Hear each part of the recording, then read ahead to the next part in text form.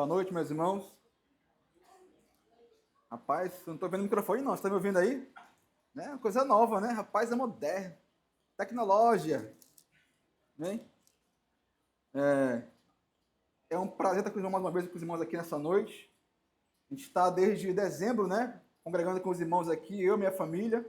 Lá em janeiro, né? Já se foram 30 dias. Estamos conhecendo a igreja ainda, mas já sentindo o agir de Deus. E eu tenho pouco tempo sozinho. Eu sempre estou acompanhado de alguém. Ou no trabalho, chego em casa, as crianças pulam em cima de mim. Eu tenho pouco tempo. Eu fui ver na semana, eu não me recordei de um dia que eu estivesse sozinho. E eu gosto de orar sozinho. Eu tenho minha esposa, que eu amo, a gente ora junto, sempre que dá. Mas eu falei, Senhor, não estou conseguindo orar sozinho, porque eu nunca estou sozinho. E eu usei uma estratégia. Tem alguns dias que eu me desloco. Segunda-feira tem o futebol, né? Eu vou de casa para o futebol, eu gasto 30 minutos. Então tem 1 hora de oração. 30 indo, 30 voltando. Eu coloco som e vou orando ao Senhor. Nas primeiras semanas, antes de vir para cá para a igreja, né? Eu fui orando e eu falei, Senhor, já estou mudando de novo de lugar, né? E eu falei, Senhor, se lá na Igreja das Águas tiver alguém que o Senhor quer falar, tiver alguém que precise do teu cuidado, tiver alguém que precisa ouvir uma palavra, eu estou aqui. Pode me usar, Senhor. E meu desejo nesses dias aqui, nesse tempo, é que o Senhor possa falar com você. Que o Senhor possa falar ao seu coração. E eu creio que o Senhor vai fazer isso. Nós estamos em uma série de mensagens sobre tempo de começar, sobre o recomeço, como é natural para essa época do ano. Temos sido muito edificados. Mensagens variadas sobre como repensar, identificar aquilo que nos atrapalha. Hoje pela manhã, uma mensagem muito edificante sobre aquilo que temos feito diante de Deus, como sacerdotes que nós somos, por vezes apresentando diante de Deus um sacrifício incompleto, ou diante do Senhor um sacrifício, aí o texto ali falava de animais deficientes, né? Uma reflexão nesse sentido. Hoje, nessa noite, eu queria que nós pensássemos em recomeçar. Mas antes de recomeçar, visitar áreas sensíveis de nossa vida. Então, antes de começar, eu queria pedir de vocês licença, porque talvez eu tenha que visitar na sua vida lugares que você prefere não mexer. Talvez eu tenha que visitar na tua vida feridas que você prefere deixar como estão. Ficaram no passado. E algumas maneiras de você trabalhar nisso. Eu escolhi a história de um servo de Deus que passou por muitos e muitos traumas. Eu não sei se eu suportaria as dores que ele suportou, mas que compreendeu a ação de Deus em toda a sua caminhada.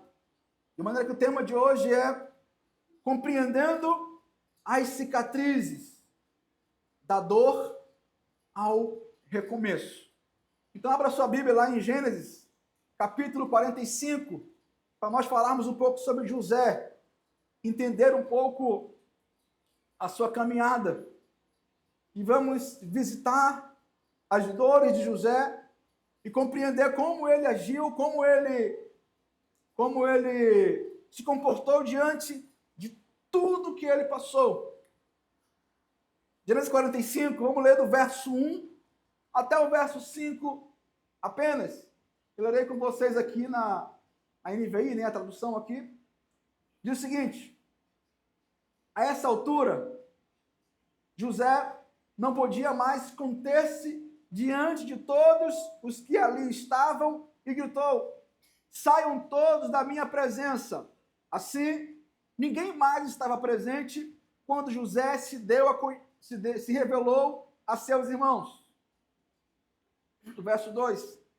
Então chorou tão alto que os egípcios o ouviram e a notícia chegou ao palácio do faraó.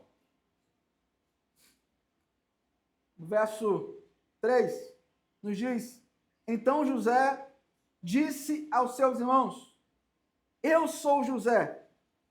Meu pai ainda está vivo? Os seus irmãos ficaram tão amedrontados diante dele que não conseguiram responder-lhe. Verso 4, então, nos diz, eu vou seguir aqui na minha versão. Disse José a seus irmãos: chegai-vos a mim. E chegaram-se. Então disse: eu sou José, vosso irmão, a quem vendeste para o Egito. Agora, pois, não vos entristeçais, nem vos irriteis contra vós mesmos, por me haverdes vendido para aqui, porque para a conservação da vida, Deus me enviou diante de vós. Amém? Esse texto aqui, ele narra o momento em que José se encontra com os seus irmãos, a sua família, depois de passar aproximadamente 22 anos afastado desde o momento que eles o venderam. Talvez você não conheça a história de José, então eu vou dar uma recapitulada muito breve da história de José para você entender quem era José. A minha ideia é que nós possamos olhar para José, a maneira como ele agiu diante dos traumas que ele enfrentou e tirar lições. E de que maneira nós podemos olhar para ele e aplicar isso em nossa vida. E um ponto interessante que você vai ver na história de José é que tem uma frase que sempre se repete em todos os seus momentos. É que eu quero usar como primeiro ponto, que diz: Deus estava com ele. Guardem essa frase. Essa frase é dita quando José é vendido, quando ele é preso, quando ele passa nos seus piores momentos e nos melhores momentos. O autor, que foi Moisés, escreveu aqui, ele diz: Deus estava com ele.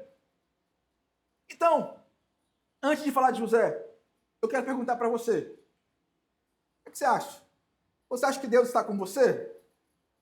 Você acha que Deus lhe acompanha? Eu posso ouvir apenas duas respostas. Sim, Deus está comigo. Ou então, não. Deus não está comigo, eu não o conheço. Não tem problema. Talvez hoje você pode conhecê-lo. E pensando em José, vamos relembrar a história dele? José era filho de Jacó. A hierarquia é Abraão, Isaac, Jacó. Jacó, então, ele se apaixonou por uma mulher que era Raquel. Ele quis casar-se com ela. Mas o pai de Raquel tinha uma outra filha. E no dia do casamento, em que ele iria se casar com a mulher que ele amava, Labão, seu sogro, engana Jacó e no lugar de Raquel, coloca ali no seu leito, ali no casamento, Lia, a irmã dele. E amanheceu o dia, Jacó então fica muito irritado, porque em vez de se casar com Raquel, ele se casou com Lia. Ele então vai com seu sogro lá e contesta com ele, troca ali umas palavras, e ele fala assim: olha, se você quiser a minha irmã, a minha filha mais nova, você precisa trabalhar para mim por 7 anos. Rapaz, José amava Raquel, porque ele então topou, trabalhou mais 7 anos. E então se casa com Raquel. E com Raquel ele tem 2 filhos. José, que é o fruto dessa história. Então, o primeiro ponto interessante, José era o filho de Jacó com a mulher que ele amava. Com a mulher que ele sempre quis estar junto, que ele sonhou estar com ela. Mas o primeiro caso fatídico de José acontece quando o seu irmão Benjamim nasce. Diz o texto que quando ele nasceu, a sua mãe Raquel, durante o parto, passa por complicações, então ele morre. Então, José tem aí o seu primeiro trauma. A sua mãe morre quando o seu irmãozinho nasce, Benjamim. Então, José cresce sem a sua mãe, certo? Apenas o seu irmão. Tem outro detalhe sobre a história de José. O texto nos fala que o pai dele o amava mais que os outros. Ele era o queridinho do papai, o preferido. E o texto diz aqui, a Bíblia fala que o pai dele, então, deu a ele uma roupa bonita, uma veste lá, uma roupa colorida, uma roupa de festa. José, então, andava para cima e para baixo com sua roupa bonita, e os irmãos dele se encheram de inveja. Jacó teve outros filhos. Eram 12. Os outros 10, que eram mais velhos que José, tinham inveja dele. Então ele cresceu na sua casa, sendo já olhado, visto com outros olhos por seus irmãos. Para ficar pior ainda, Deus dá 2 sonhos a José. José primeiro sonha que ele e seus irmãos estão no campo e eles então fazem feixes. E os feixes dos irmãos deles se dobram diante dele. Ele conta isso para os irmãos e fala, rapaz, que história é essa? Tu quer falar então que nós vamos te servir? Tu será o nosso rei? Ele fala, não, tem outra história. Para não ficar pior, ele diz que o sol, a lua e 11 estrelas se dobravam diante dele. Que história é essa, José? Os irmãos, então, já estavam chateados com ele, porque o pai dele, ele era o preferido do pai. Depois ele vem com essa história de que os irmãos dele, pelo sono deles, iriam se dobrar diante deles. Os irmãos ficaram com muita inveja dele. Diz o texto, então, aqui, que os irmãos foram para longe, pastorear, levar o rebanho do pai dele, de Jacó, para se alimentar. O pai, então, envia José, olha, José, eu quero que você vá até seus irmãos e traga a notícia deles, vê como eles estão. É quando começa um dos episódios, fora a morte da sua mãe também, mas terrível de José. Os irmãos veem ele chegar de longe e eles começam a tramar contra José. Eles começam então olha, lá vem aí José com sua roupa bonita, vamos dar um fim nele. Então os irmãos se reúnem, os 10 irmãos de José, se reúnem então e tramam como iriam matá-lo. E quando José chega, o mais velho fala, não façamos isso. Deu então outra ideia, vamos colocar José num poço. Rubem, que era o mais velho, dá essa ideia, porque ele diz, não, vamos colocar José no poço, depois eu vou e tiro ele e devolvo para o meu pai. Eles então tiram a roupa de José, rasgam ela, e para dar uma desculpa para o pai dele, eles matam o bode, matam o animal, meram com sangue e mandam para o pai dele, para que ele pensasse que ele havia morrido por feras. Ao invés de matá-lo, eles tiveram então uma outra ideia. Na hora em que eles planejavam, diz o texto que passava uma caravana de comerciantes ismaelitas que iam vender especiarias ao Egito. Então eles falam o seguinte, vamos vender José, em vez de matá-lo, vamos vender e ainda vamos lucrar. Olha só, José então passa de ser de filho preferido, de queridinho de papai, para escravo,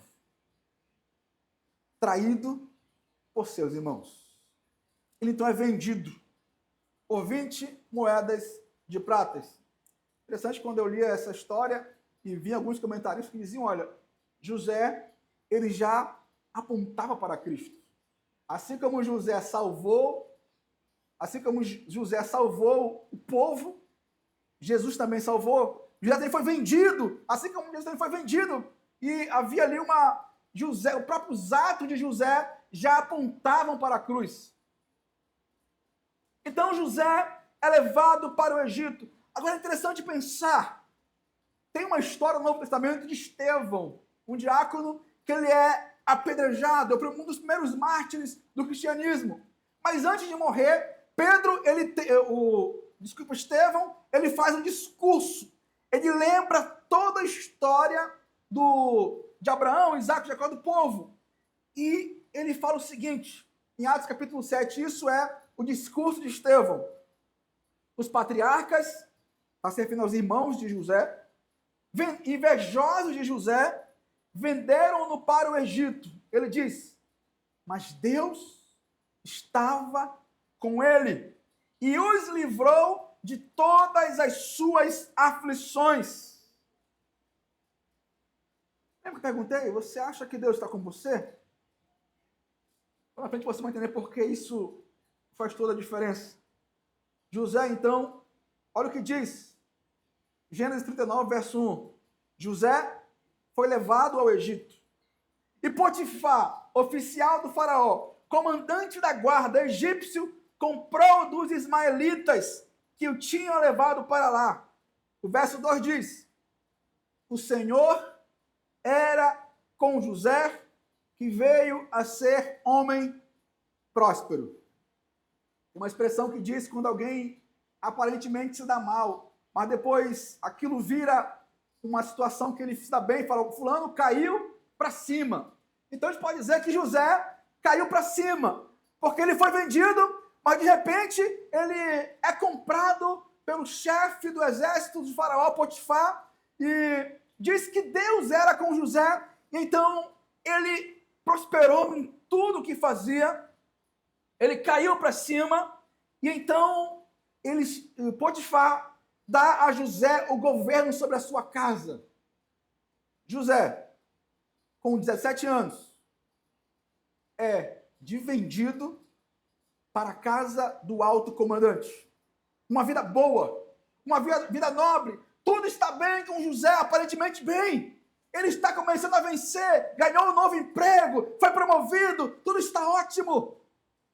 O inimigo não gosta de ver ninguém bem. Engane-se quem acha, tá tudo bem minha vida, que legal, meu amigo, espera. Louva ao Senhor, mas tenha calma. E então, a mulher, diz o texto que a mulher do chefe de José se afeiçoou dele. E todos os dias ela o quê? No ouvido dele, José, se deita comigo, José, me possua. Aquela mulher, então, dava em cima de José. É interessante a resposta que José dá para ela. Ele diz, mulher, não faça isso comigo. Ele diz, cometeria eu tamanha maldade e pecaria contra Deus. A teologia de José, o entendimento de José é maravilhoso, porque ele entende que o pecado dele, o pecado que ele cometa, que ele venha cometer, antes de ser contra o chefe dele, antes de ser contra a mulher, é um pecado contra Deus. E de fato, essa é a natureza do pecado. O pecado, antes de ser o mal contra o seu irmão, o mal contra qualquer outra coisa, antes de tudo, ele é algo contra Deus. Ou seja, comecem a perceber que na cabeça de José, tudo gira em torno de Deus. Ele não é o centro da história. Apesar da história desenvolver ao redor dele, ele entende que tudo que lhe acontece é fruto da vontade de Deus. E até mesmo o pecado que ele vai cometer não é um pecado de adultério que seja, é um pecado contra Deus. O que acontece? Aquela mulher não ficou satisfeita e ela armou para José uma cilada. Quando ninguém estava na casa, ela então pega José à força e você vai se deitar comigo agora. E ela então força José e José então não vê saída e ele foge. E ela fica com as suas mãos o quê? A roupa de José. José sai dali sem as suas vestes. Aquela mulher traiçoeira então grita histérica e acusa José de tentativa de estupro. José então é falsamente acusado. O seu patrão chega e não tem outra saída a não ser mandá-lo para onde? Para a prisão. Olha o que diz Gênesis 39, verso 20. E o Senhor de José o tomou e o lançou no cárcere, no lugar onde os presos do rei estavam encarcerados. Ali ficou ele na prisão. O Senhor, porém, era com José. Quando eu li isso aqui, eu entrei em parafuso. O fato de você ter Deus na sua vida. O fato de você ter Deus na sua vida. Não cair em ciladas. Você terá uma vida próspera, abençoada. Meus irmãos, José foi para a prisão. Sem motivo aparente, sem motivo nenhum. De maneira injusta. Então, quando uma injustiça acontecer com você, lembre-se de José. Senhor, as pessoas me acusam de maneira injusta. Ninguém acredita em mim, mas o Senhor está comigo. A diferença de ter Deus com você é que você tem convicção que mesmo em dias ruins, mesmo em situações difíceis, o Senhor nos acompanha. Interessante. Mas na prisão, olha o que diz o texto. Mesmo na prisão, agora preso, José alcançou a confiança do carcereiro. O texto diz: e nenhum cuidado tinha um carcereiro de todas as coisas que estavam na mão de José. Por quê? O Senhor era com ele. Vocês compreenderam que a história gira em torno de Deus? Que José é só um personagem da história e que a história principal aqui não é José, mas é a ação de Deus. É Deus conduzindo a vida de José. Então, irmãos, nessa noite, olhem para José, mas não olhem ele como um herói, em sentido de, ele é forte, ele é poderoso. Não, porque quem estava com ele era Deus. O foco aqui não é José, mas é a ação de Deus sobre a vida de José. Na prisão, acontece um outro evento. O faraó mandou prender também duas pessoas que serviam ele, um copeiro e um mordomo. E os dois tiveram um sonho na prisão. Acordaram então atormentados. José vai com eles e diz: olha, por que vocês estão assim, atormentados? Tivemos um sonho. José falou: olha, me conte o sonho. O mordomo, o copeiro diz que ele estava sonhando e ele viu uma videira, uma árvore de uva. E nessa videira haviam 3 ramos. E nesses 3 ramos brotavam uvas maduras. E ele pegava essas uvas e ele então espremia, colocava no cálice e oferecia para o faraó. José fala assim: olha, esse teu sonho é o seguinte, esses 3 ramos são 3 dias.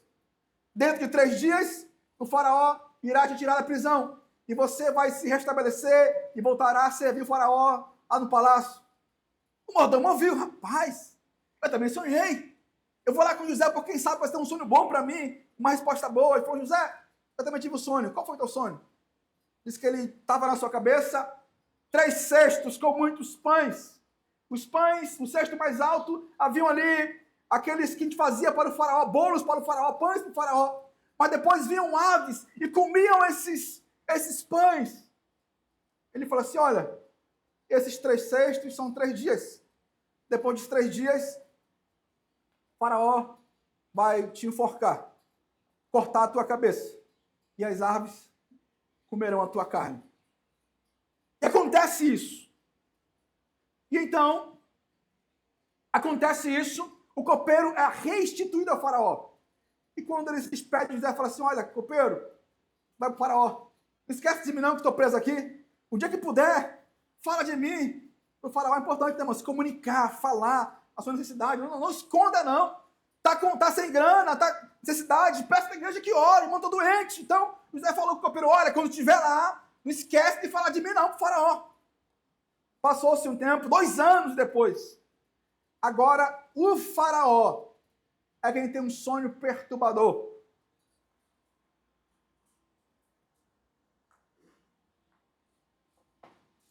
E não havia quem interpretasse o sonho dele.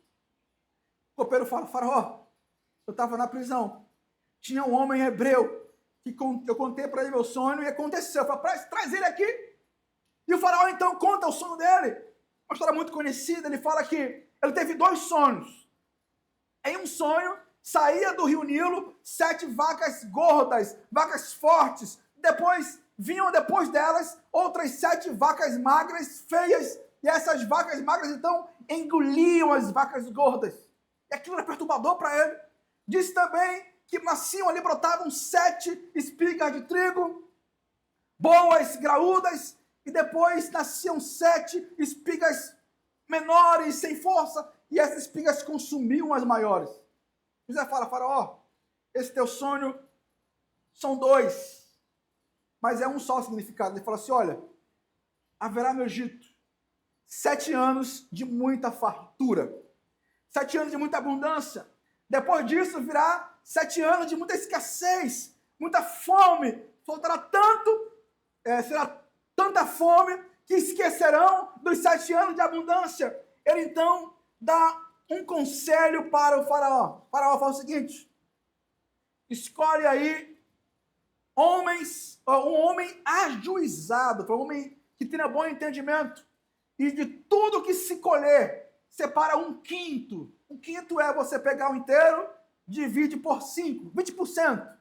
Separa 20% de cada colheita e guarda durante 7 anos, para que quando chegar os anos da fome, aquilo que nós guardamos supra aquilo que faltou. O Faraó fala o seguinte, Gênesis 41, 37, acharíamos, porventura, homem como este, em que há o Espírito de Deus? Até o Faraó sabia que Deus estava com ele. Isso porque ele era pagão. E, de fato, Deus estava com José. O Faraó fala assim, olha, quem é mais capacitado para isso, senão você, José? Então a história de José muda novamente. Ele sai da prisão, vira agora governador do Egito e passa a administrar boa parte das riquezas e trabalhou durante 7 anos incansáveis. Ele se casou, teve 2 filhas. Então o primeiro ponto do sermão já foi que Deus estava com ele. O segundo ponto eu quero agora visitar com vocês a alma de José. E quem sabe a de vocês também. Eu quero falar sobre um tema fundamental para nós recomeçarmos. Sobre perdão. E vocês compreenderão por quê. Aquilo que José falou, aconteceu. Vieram 7 anos de abundância. Depois a fome arrasou a terra. E a fome chegou onde? Os irmãos de José. E eles então souberam que no Egito havia abundância. O pai dele então manda que eles fossem até o Egito para comprar mantimentos. É onde acontece o texto ou parte do texto para vocês. José agora irá enfrentar aquilo que lhe perseguiu durante muito tempo. Vamos pensar um pouquinho na cronologia de José. Ele foi vendido aos 17 anos. Aos 30, ele virou governador. Então passaram-se 13 anos. Houveram mais 7 anos de abundância. Então passaram-se 20 anos. Depois, 2 anos de fome. Então passaram-se 22 anos até que José reencontrasse a sua família.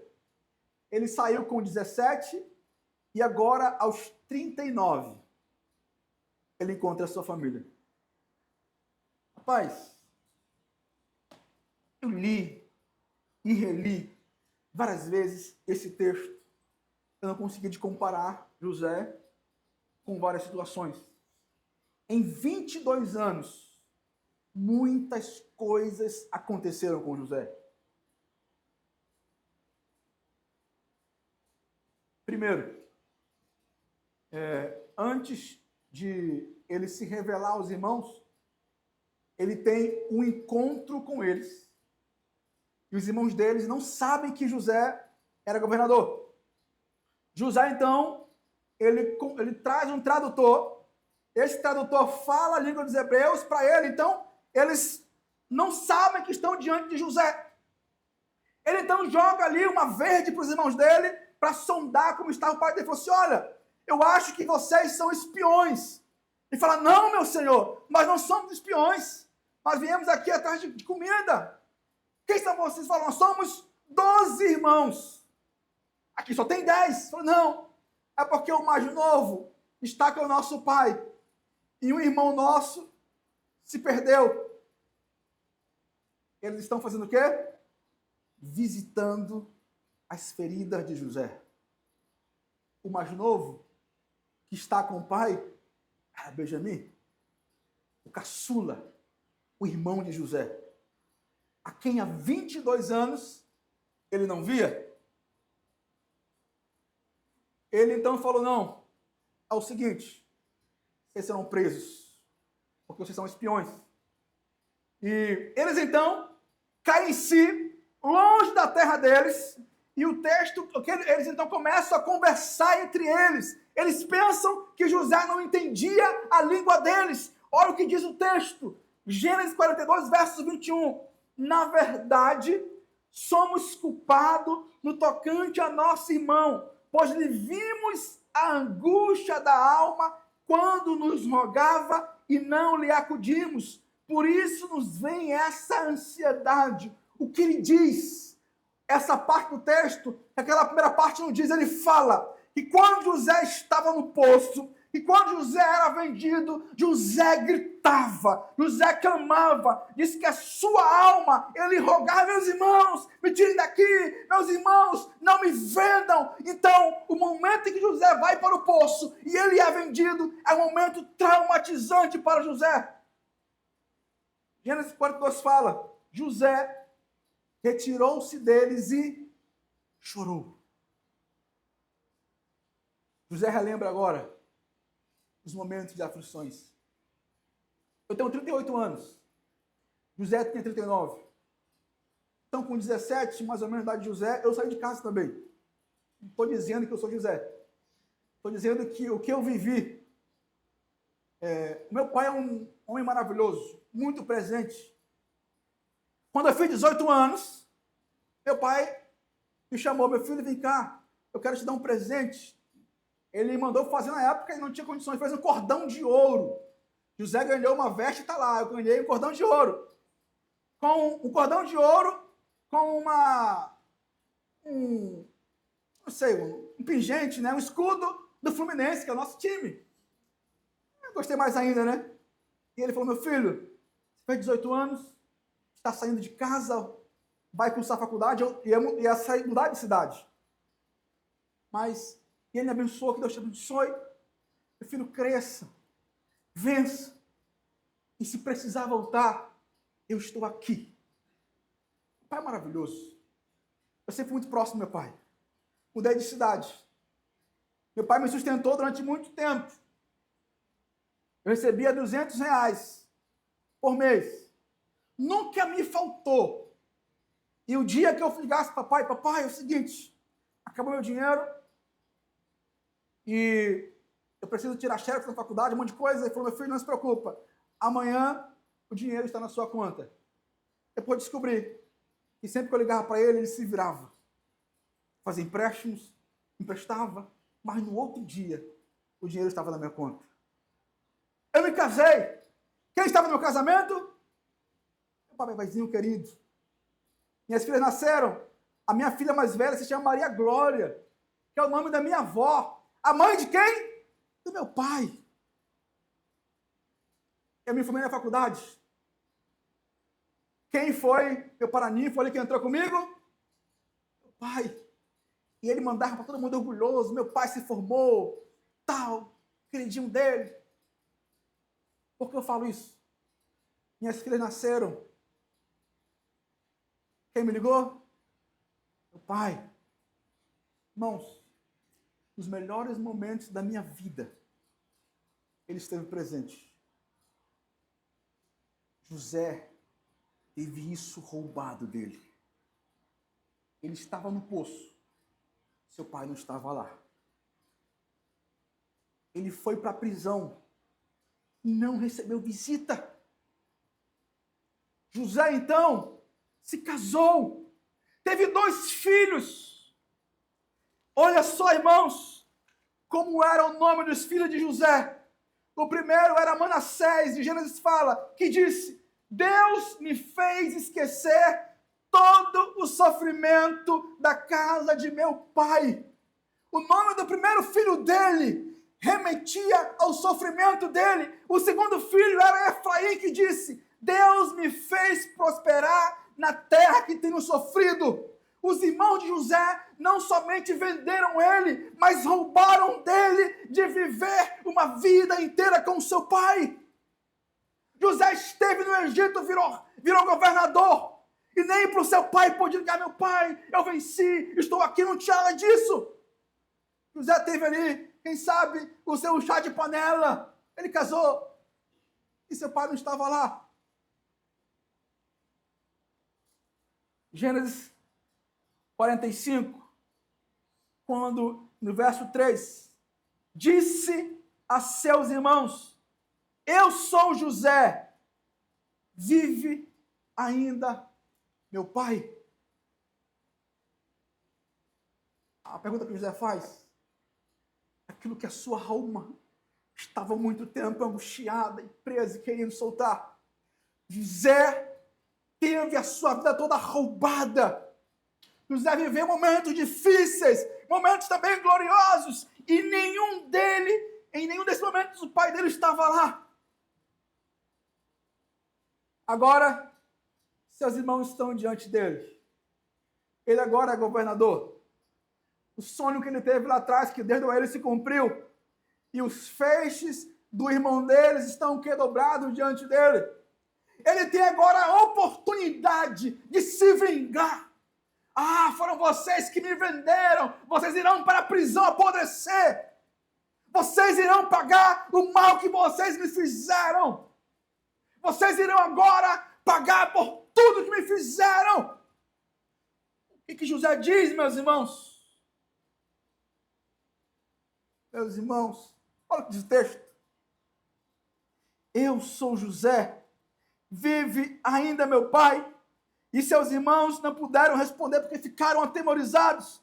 O verso 4 diz: chegai-vos a mim, meus irmãos, me abracem. Não levem em conta tudo isso que aconteceu. E diz o texto que José chorou tanto, chorou tão alto, que se ouviu até no palácio do faraó. O que era esse choro, a não ser a alma de José sendo derramada? A não ser aquele grito de anos e anos sem compreender, talvez, ou sem entender e viver o abandono. O perdão, José teve que exercer.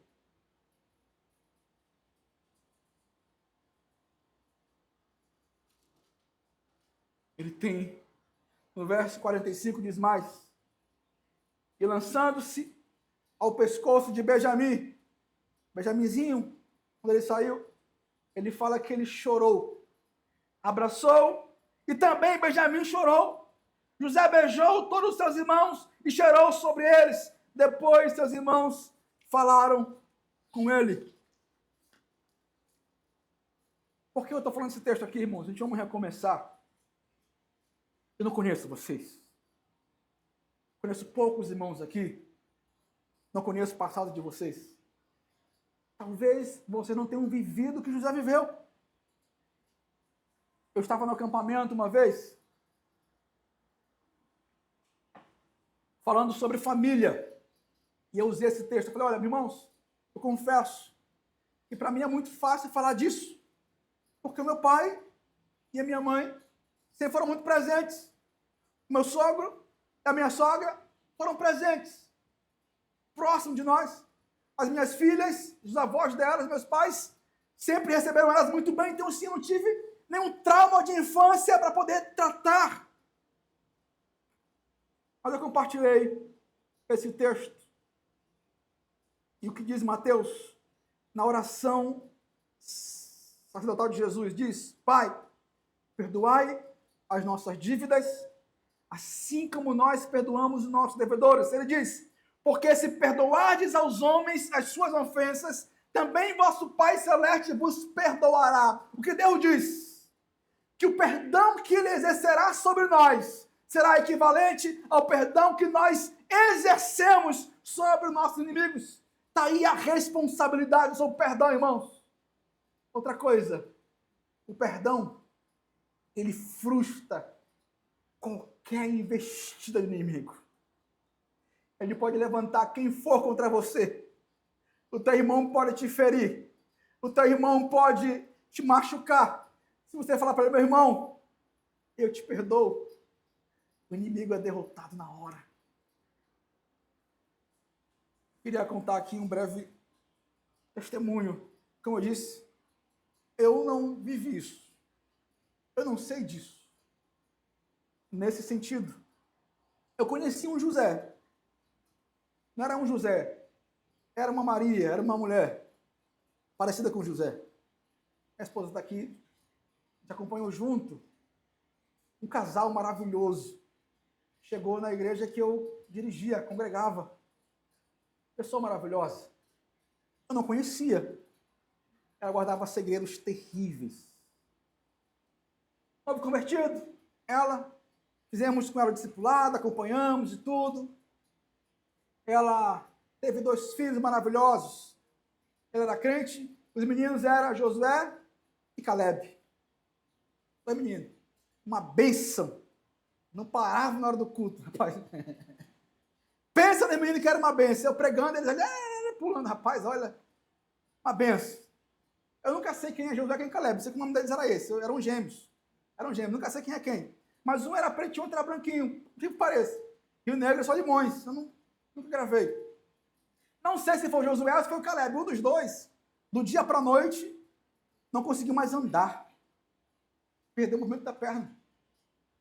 Mas a mãe dele me ligou. Irmão, olha, eu queria que orasse, porque os nossos filhos não conseguiam mais andar. Falei, vamos lá para o hospital. Bora para o hospital, o filho dela. E começou, então, o poço dessa nossa irmã.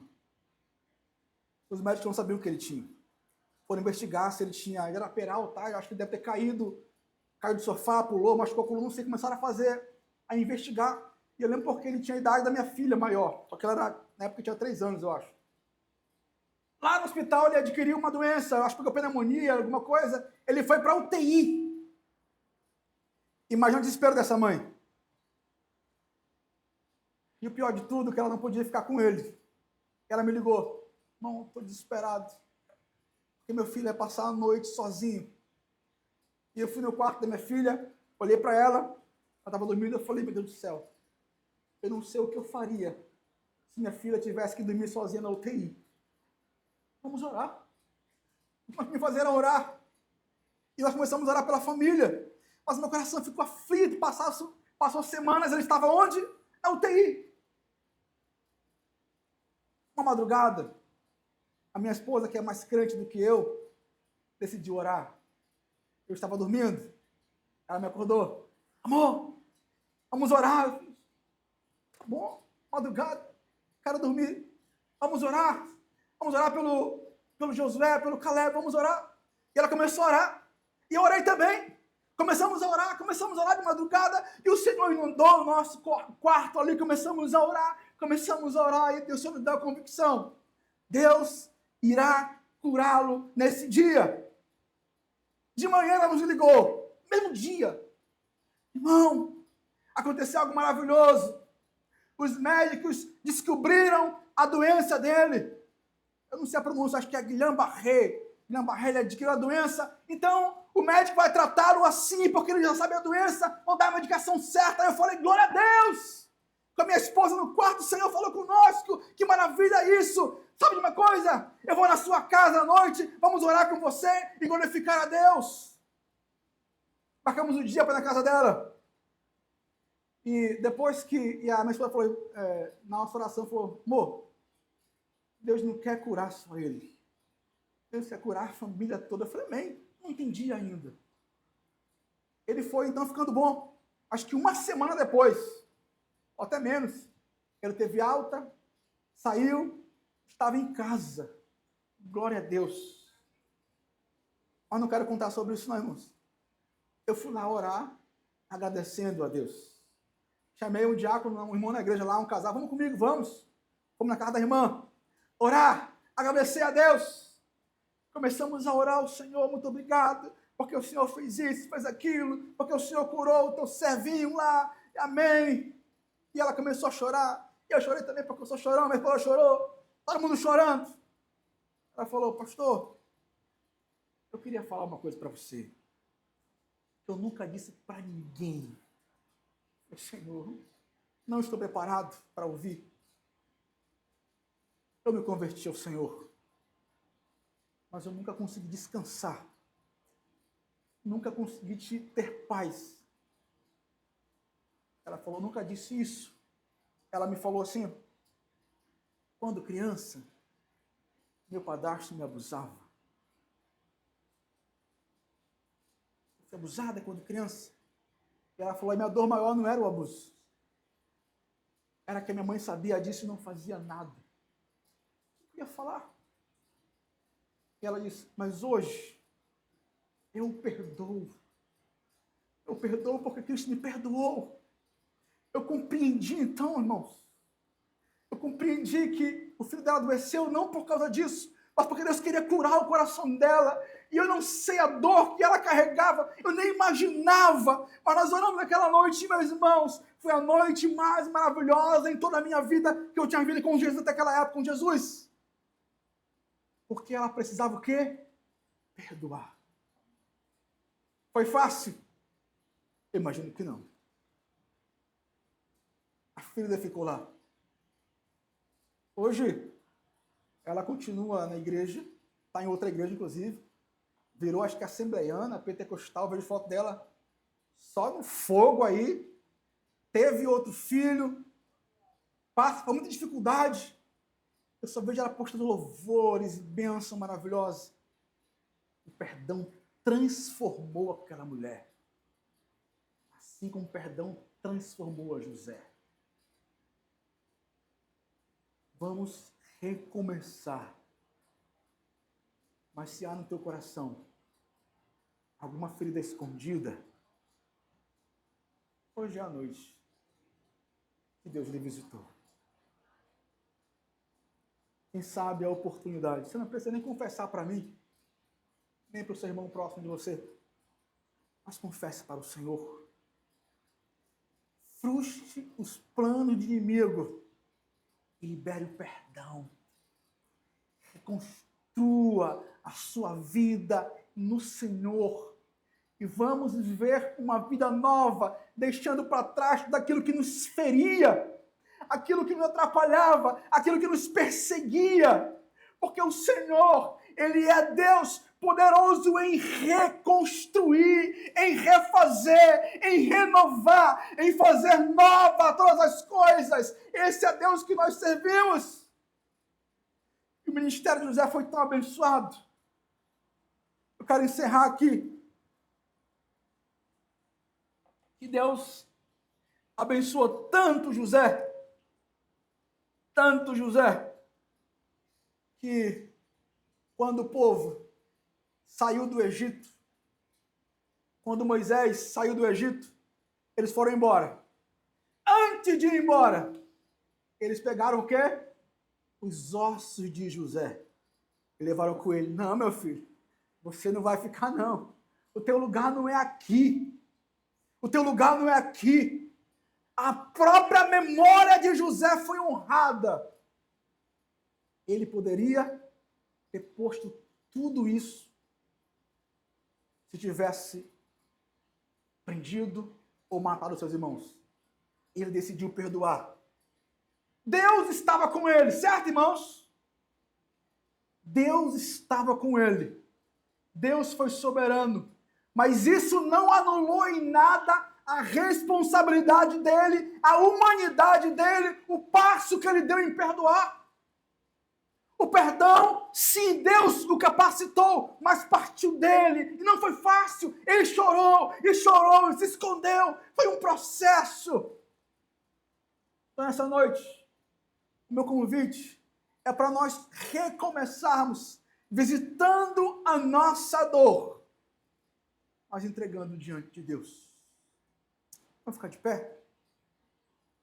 Vamos orar ao Senhor?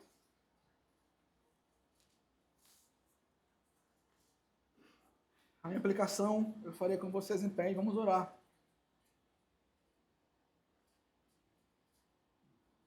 A Bíblia diz: vinde a mim, o Senhor fala a todos, os que estáis cansados e sobrecarregados, e eu vos aliviarei. Tomai sobre vós o meu jugo e aprendei de mim, porque sou manso e humilde de coração, e acharei descanso para a vossa alma, porque o meu jugo é suave, o meu fardo é leve. O Senhor nos convida a pegar o fardo dele, que é leve. O perdão, ele restaura a vida. Deus está com sua igreja. E Deus está no controle de tudo. Esse é nosso Deus e nosso Pai. Louvado é o teu nome nesse lugar, Senhor. Talvez, Senhor, necessário, mas tenhamos que visitar nessa noite algumas áreas de nossas vidas que é melhor, às vezes, que ninguém mexa. Deixa como está. Não quero tocar aí. Eu não quero, Senhor Deus, me visitar. Foi tão mal para mim, eu não quero relembrar. Minha ideia não é relembrar o mal que ocorreu a você. Minha ideia é relembrar que você é uma pessoa nova. Relembrar que o Senhor te perdoou.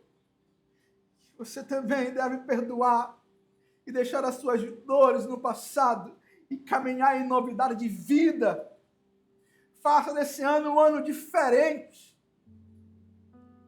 Se você chegou até aqui com sua mochila, com pesos, deixa isso e comece a caminhar com o Senhor, livre de todo impedimento. Que Deus possa visitar a tua casa. Feridas familiares são muito difíceis de curar, mas Deus pode sarar. Que Deus possa visitar a tua casa. Que Deus possa visitar teu coração nessa noite. Que Deus possa visitar a tua alma. Que Deus possa visitar o mais profundo que há em você e curá-lo completamente e restaurá-lo completamente. E depois disso, Deus possa lhe usar. Que nesse ano você seja um vaso de honra na casa do Senhor, um vaso usado por Deus. Que você possa ser um instrumento do Senhor para a glória do seu nome. Que Deus possa te levar até lugares que você não pensava que ia. Que Deus possa fazer anunciar o Evangelho àqueles que você nem imaginava que iria anunciar.